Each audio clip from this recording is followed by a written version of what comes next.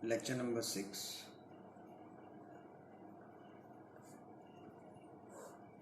Chapter number 2, solution. Last class में हमने ideal solution और नॉन आइडियल सॉल्यूशन का डिफरेंस के बारे में बात किया था। अभी हम एग्जैक्ट नॉन आइडियल सॉल्यूशन के बारे में बात करेंगे।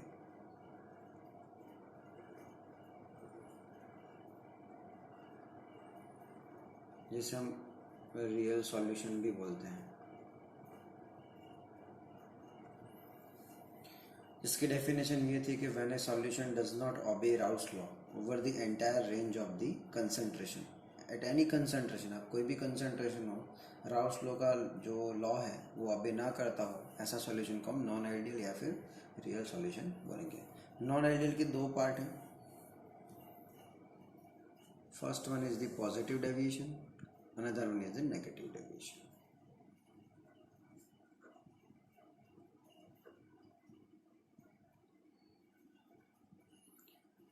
Negative deviation.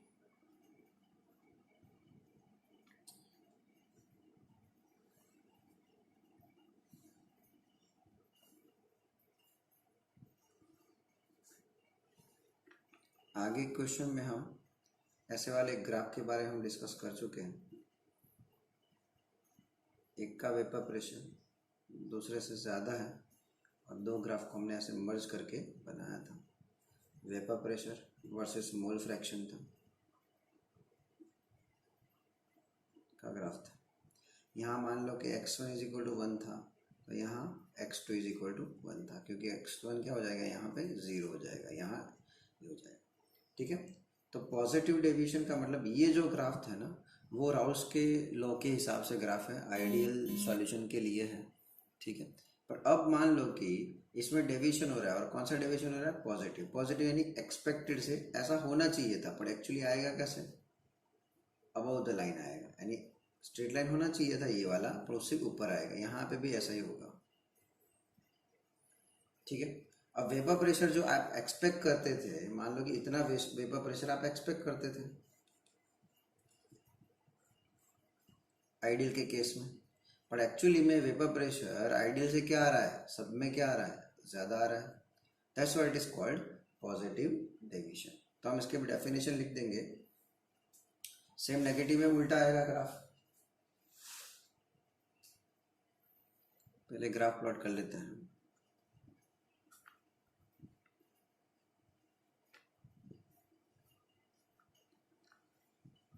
ये आइडियल के लिए ग्राफ है। अब नेगेटिव डेविएशन है,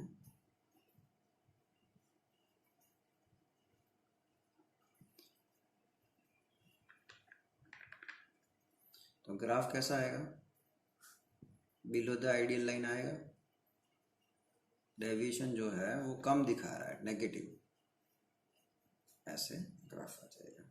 ठीक है, वेपर प्रेशर एक्सपेक्टेड से क्या आएगा, कम आएगा। वेपर प्रेशर एक्सपेक्टेड से क्या आएगा, ज़्यादा आएगा। चलो, वेपर प्रेशर ज़्यादा कब आएगा, एक थोड़ा लॉजिक सोचते हैं कि वेपर प्रेशर इतना आना चाहिए तो इससे ज़्यादा आएगा। उसका मतलब सॉल्यूट सॉल्वेंट जब मिक्स करोगे एक दूसरे में इंटरेक्शन नहीं करेंगे, उन दोनों के बीच का इंटरेक्शन बहुत वीक होगा।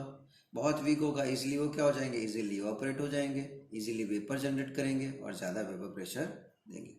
बट मान लो कि सॉल्यूट और सॉल्वेंट के बीच में इंटरेक्शन ज़्यादा होता है, तो एक दूसरे को क्या करेंगे, हेल्ड करके रखेंगे, एक दूसरे को स्ट्रांगली हेल्ड करके रखेंगे, जाने नहीं देंगे। Due to weak van der force of attraction, there are different van der force of attraction present there, और उसकी वजह से जो सॉल्यूट सॉल्वेंट पार्टिकल को वेपर बनना चाहिए था वो इजीली नहीं बनेगा। क्यों, क्योंकि दोनों के बीच में इंटरेक्शन ज़्यादा है। इसलिए आपको जो वेपर प्रेशर एक्सपेक्टेड है उसकी कंपैरिजन में क्या मिलेगा, कम मिलेगा। This is called negative deviation. ठीक है, तो हम थोड़ा डेफिनेशन वो सब लिख लेते हैं। द इंक्रीज इस तरफ लिखना। द इंक्रीज, मैं पूरा नहीं लिखूंगा, बोल डिक्टेट कर रहा हूँ। The increase the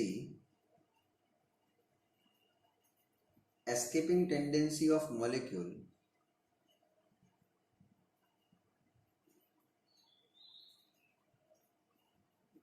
escaping tendency of molecules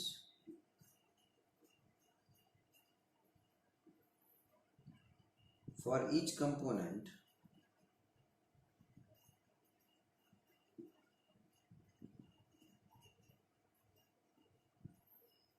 for each component, and consequently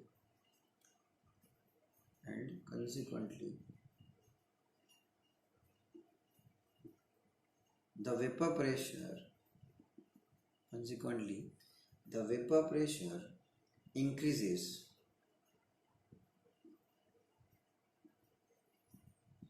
resulting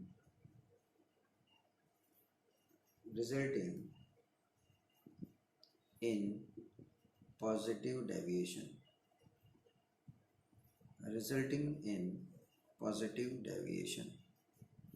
ठीक है, क्या बोला? इंक्रीजिंग एस्केपिंग टेंडेंसी जो है मॉलिक्यूल की वो ज़्यादा होती है, और इसकी वजह से वेपर प्रेशर क्या होगा? बढ़ेगा, जिसे कहते हैं हम पॉजिटिव डेविएशन। पूरा उल्टा लिखना है। द डिक्रीज, इंक्रीज की जगह पे क्या करना है? डिक्रीज कर दो। The decrease the escaping tendency of molecules for each component and consequently the vapour pressure decreases. Increase की जगह पे क्या कर देना है? डिक्रीज कर दो, डिक्रीज। और यहाँ पे भी राउंड किया है, डिक्रीज कर दो, और पॉजिटिव की जगह पे क्या आ जाएगा बेटा? Negative deviation.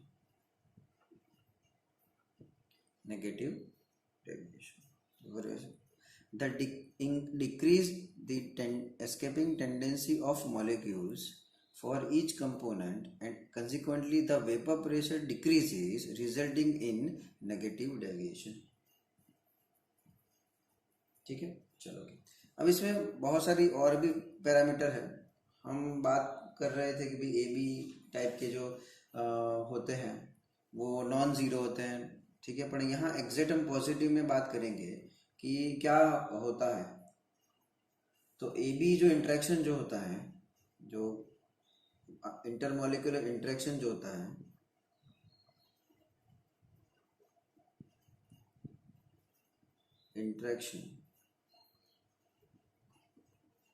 इंटरमॉलिक्यूलर इंटरेक्शन जो होता है उसके बारे में बात करें तो ए बी जो होगा इंटरेक्शन, उसका इंटरेक्शन ए ए और बी बी के कंपैरिजन में क्या होगा? वीक होगा। कैसे? क्योंकि आप सॉल्यूट और सॉल्वेंट के बीच को मिक्स कर रहे हो, तो सॉल्यूट पार्टिकल मान लो कि ए है और सॉल्वेंट पार्टिकल मान लो कि बी है, दोनों के बीच में इंटरेक्शन बहुत कम है, बहुत कम होगा, इसलिए क्या बनेगा?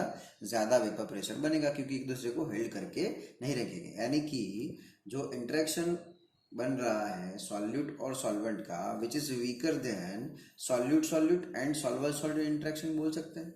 तो आपको लिखना है, तो यहाँ पे इसके नीचे लिख सकते हो, डिक्टेट कर रहा हूं मैं। The intermolecular attractive forces between, यहाँ पे the intermolecular attractive forces between the solute solvent molecules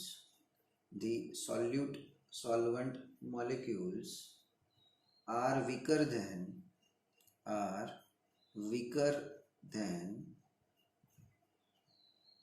those between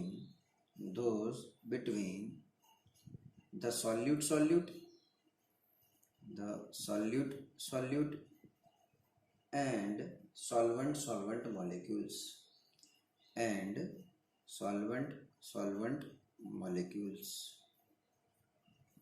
ठीक है।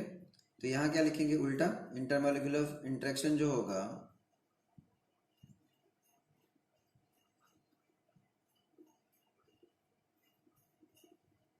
उल्टा होगा बेटा। यहाँ पे ए बी का इंटरेक्शन ज़्यादा स्ट्रॉन्ग होगा, जिसकी वजह से सॉल्यूट और सॉल्वेंट के बीच में इंटरेक्शन ज़्यादा होगा, तो इजीली वेपर नहीं बनेगा। यानी एक्सपेक्टेड से वेपर प्रेशर क्या मिलेगा?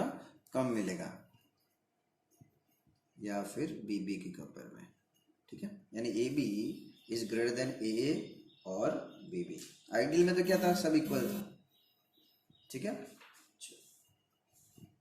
तो यहाँ भी आपको स्टेटमेंट लिखना है तो पूरा उल्टा स्टेटमेंट लिख दो, लिखना है तो।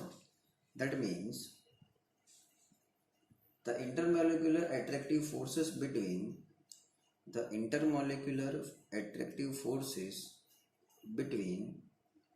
the solute solvent molecules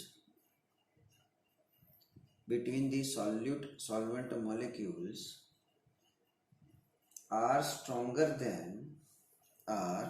stronger than those between the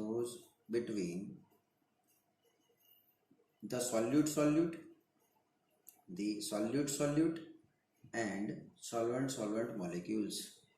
Solute and solvent molecules.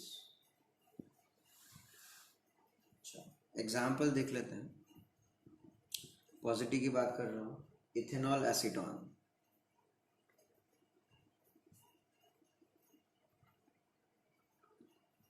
फिर है carbon disulphide acetone, CS2, carbon disulphide acetone. जितने एग्जाम्पल टेक्स्ट में दिए वही ले रहे हो.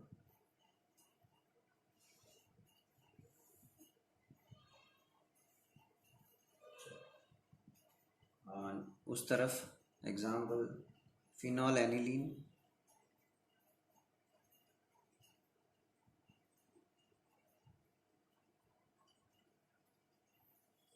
क्लोरोफॉर्म एसीटोन,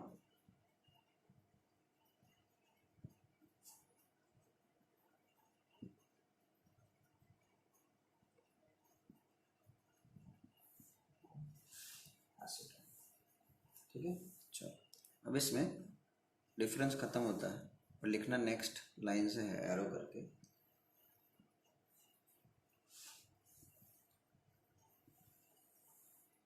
और हेडिंग डाल दो azeotropic mixture.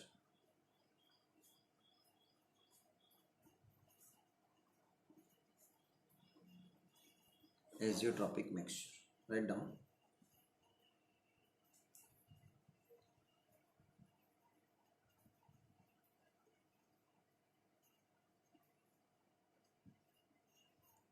The binary mixtures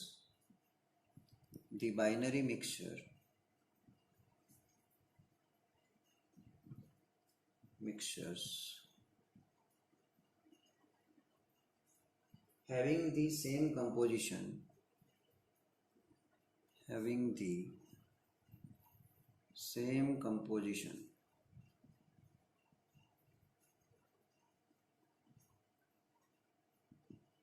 in liquid and vapor phase,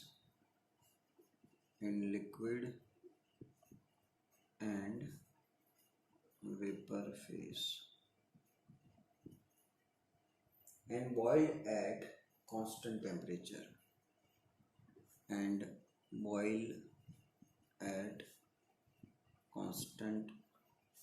temperature, called azeotropic mixture.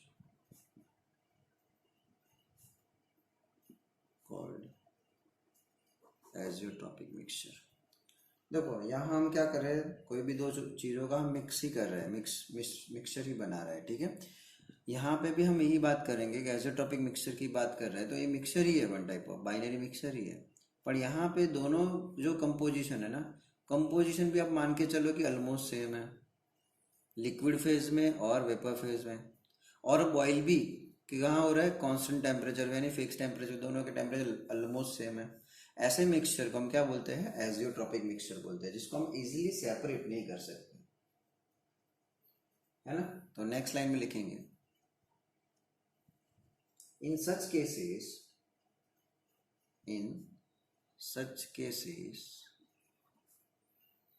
comma it is not possible to separate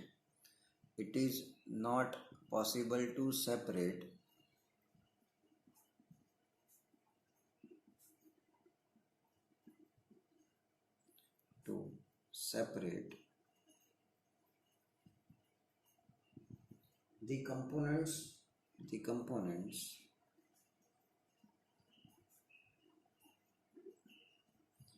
by fractional distillation.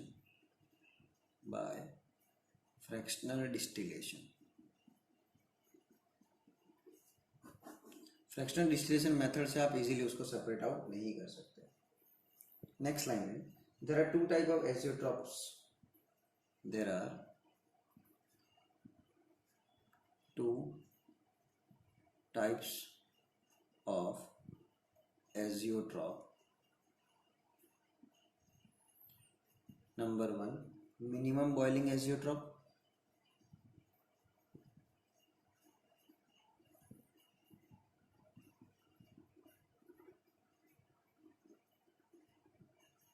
And number 2, maximum boiling azeotrope.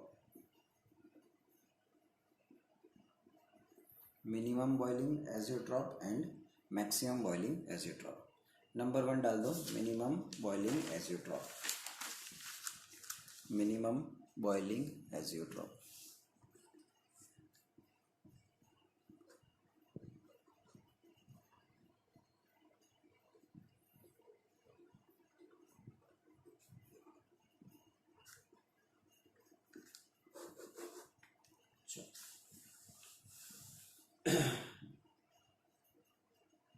The solution, इसमें लिखो the solutions which show a large positive deviation, the solution which show a large positive deviation from Raoult's law, from Raoult's law at a specific composition, at a specific composition called minimum boiling azeotrope, called minimum boiling azeotrope. क्या दिखाएगा ये? Positive deviation दिखाएगा minimum में. उल्टा मत सोचना, minimum है तो कम नहीं है, पॉजिटिव, मैक्सिमम का तो नेगेटिव. ठीक है, तो आपको यहाँ पे example ethanol plus water,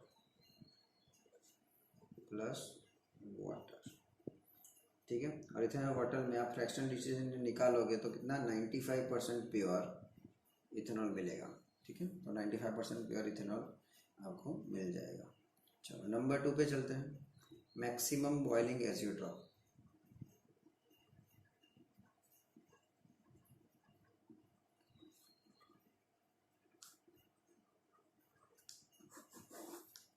Write down the solutions that show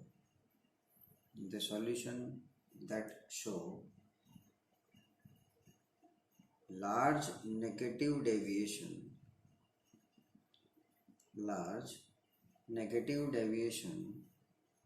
from Raoult's law, large negative deviation from Raoult's law at a specific composition,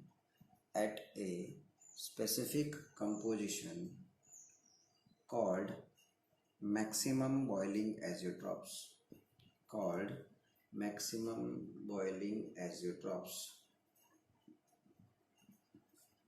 Example, nitric acid plus water,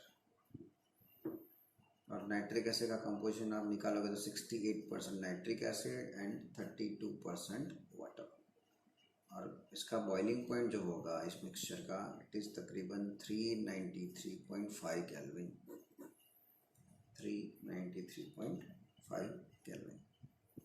ठीक है, चलो नया हेडिंग डाल दो, कॉलिगेटिव प्रॉपर्टीज. अब पूरे chapter में हम कॉलिगेटिव प्रॉपर्टीज़ के बारे में बात करेंगे. हम थोड़ा एक लास्ट टू लास्ट क्लास में हम relative lowering of vapour pressure जो होता है वो कॉलिगेटिव प्रॉपर्टीज़ होता है, उसके बारे में हमने थोड़ा कुछ बोला था कि आगे जाके बात करेंगे. ठीक है, तो अभी यहाँ से जो आप आगे जो भी चैप्टर है पूरा का पूरा कॉलिगेटिव प्रॉपर्टीज़ के ऊपर डिपेंड करता है. तो राइट डाउन द डेफिनेशन, आपको थोड़ा समझ में आ जाएगा डेफिनेशन से. The properties depend on the properties depend on the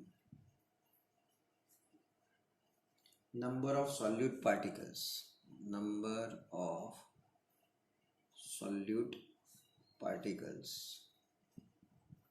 irrespective of their nature,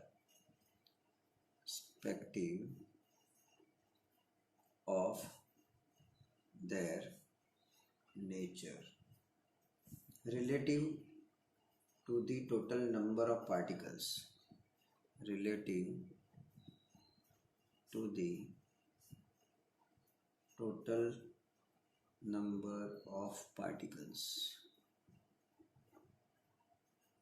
present in the solution.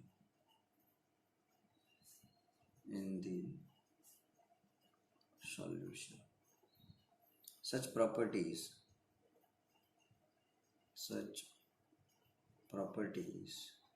are called colligative properties. Such properties are called colligative properties. कौन कौन सी colligative property है? Number 1, relative lowering of vapor pressure,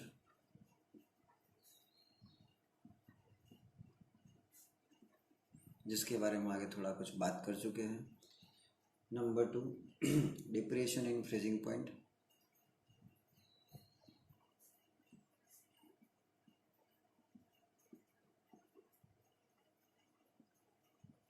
Number 3, elevation in boiling point.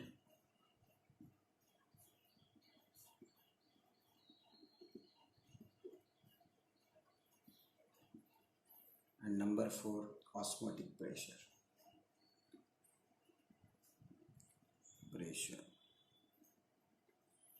of solution. ये सारे के सारी colligative properties हैं. अब colligative properties के बारे में थोड़ा डिस्कस करते हैं हम कि क्या अहमियत है और क्या इम्पोर्टेंस है इसके बारे में, हम क्यों इतना ज़्यादा पढ़ेंगे आगे जाके. कई सारे सॉलिड पार्टिकल जो है वो डिसोशिएट और एसोसिएट होते हैं. आपको लगता है कि इसकी जो कंसंट्रेशन है जो दी हुई है वो उतनी ही होती है, बट सॉल्यूशन के अंदर देखोगे तो वो इतनी नहीं होती है. फॉर एग्जांपल आपको बोला जाए कि 1 मोलर यूरिया का सॉल्यूशन है, ठीक है. ऐसे आपको बोला जाए कि 1 मोलर NaCl का सॉल्यूशन है, और सेम प्रोसीजर बोला जाए कि 1 मोलर Al या फिर BaCl2 का सॉल्यूशन है, BaCl2 का सॉल्यूशन है. अब आप देखोगे एक्चुअली में तो number of particles, urea total covalent compound है, तो नंबर ऑफ पार्टिकल्स यूरिया का क्या होगा? 1 ही होगा, ठीक है. तो 1 होगा तो यहाँ पे अंदर सॉल्यूशन में 1 मोलर यूरिया ही होगा और कुछ नहीं होने वाला. पर यहाँ देखोगे तो यहाँ दिस इस ionic compound, this is dissociated into 2 part, Na+1 and Cl-1. तो क्या मिलेगा यहाँ पे? यहाँ पे देखोगे तो 1 मोलर Na+ आयन मिलेगा एंड 1 मोलर Cl- आयन मिलेगा, यानी कि 2 मोलर आयन मिले सॉल्यूशन के अंदर. एक्चुअली 1 मोलर NaCl था, पर आयन के अंदर देखोगे तो इंडिविजुअली टोटल 1 है, तो दोनों को कंबाइन आप करने की कोशिश करोगे, total number of Na+ count करोगे, Cl काउंट करोगे तो क्या होगा? मल्टीप्लाई हो जाएंगे, 2 टाइम्स हो जाएंगे. तो यहाँ आप देखोगे तो 1 मोलर यूरिया था तो कंसेंट्रेशन 1 मोलर ही है, पर NaCl के पार्टिकल्स नंबर ऑफ पार्टिकल्स 2 है, इसकी वजह से अंदर कंसेंट्रेशन भी क्या मिलेगा? 2 टाइम्स मिलेगा. सेम यहाँ देखोगे तो क्या होता है कि 1 मोलर Ba+2 मिलेगा, प्लस Cl कितने हैं बेटा? 2 है, तो 1 की जगह पे क्या हो जाएगा? 2 × 1, 2 मोलर Cl- मिलेंगे, यानी total number of particles 3 times हो गए. भाई BaCl2 का डिसोसिएट करते तो क्या मिलता है? Ba+2 + 2 Cl-. तो ये 1 है तो उसके कंपेयर में क्या होगा? 2 मोलर ही होगा, ठीक है.